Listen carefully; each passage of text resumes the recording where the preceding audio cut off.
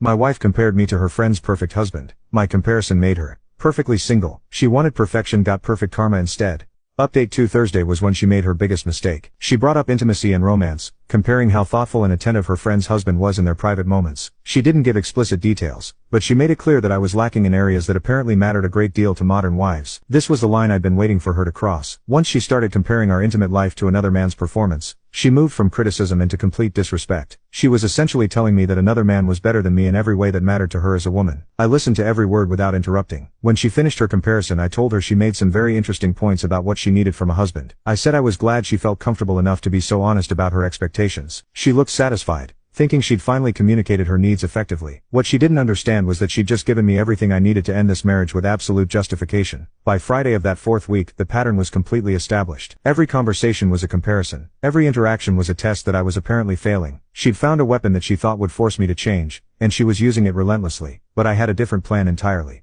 While she was busy tearing down everything about who I was as a husband, I was building the foundation for what would happen next. Every comparison she made was being filed away. Every criticism was being documented in my memory. She wanted to compare me to the perfect husband. She was about to get a comparison that would end everything between us. She thought she was training me to be better. Instead, she was teaching me exactly why she didn't deserve to be married to me at all. The weekend arrived and she was practically glowing with anticipation. She'd spent an entire week breaking me down, and now she was expecting to see the results of her hard work. She was waiting for me to announce some grand plan to transform myself into her ideal man. Instead, I suggested we invite her friend and her perfect husband over for dinner the following weekend. I told her it would be nice to get to know them better, to see their relationship up close. Maybe I could learn something from observing how a truly successful marriage worked. She was thrilled. She thought I was finally ready to humble myself and learn from her example couple. She had no idea that I was setting the stage for her complete humiliation in front of the very people she'd been using to destroy our marriage. The trap was set. She'd spent a month comparing me to another man. Now it was time for me to make a comparison of my own. The dinner invitation was accepted enthusiastically by both couples, but for completely different reasons. My wife saw it as the perfect opportunity to showcase everything she'd been trying to teach me about proper husband behavior. I saw it as the stage where her month-long campaign of disrespect would finally reach its inevitable conclusion. She spent the entire week preparing for this dinner like it was some kind of masterclass in marriage. She planned the menu, cleaned the house obsessively, and kept giving me instructions on how to behave around her friends. She wanted me to pay attention to how he treated his wife, how he spoke to her, how he anticipated her needs. What she didn't realize was that I'd already done my homework on this couple. I'd been observing them carefully during our previous encounters, and I'd noticed things that my wife's infatuation had blinded her to. They were a normal couple with normal problems, just like everyone else. The only difference was that my wife had built them up into some impossible standard in her mind. Friday evening arrived and she was practically vibrating with excitement. She'd set the table perfectly, prepared an elaborate meal, and briefed me one final time on how I should conduct myself. She reminded me to watch how he pulled out chairs, how he complimented her cooking, how he made his wife feel special in public. I assured her that I would be paying very close attention to everything that happened during dinner. She smiled at me with genuine warmth for the first time in weeks, thinking we were finally on the same page about what our marriage needed.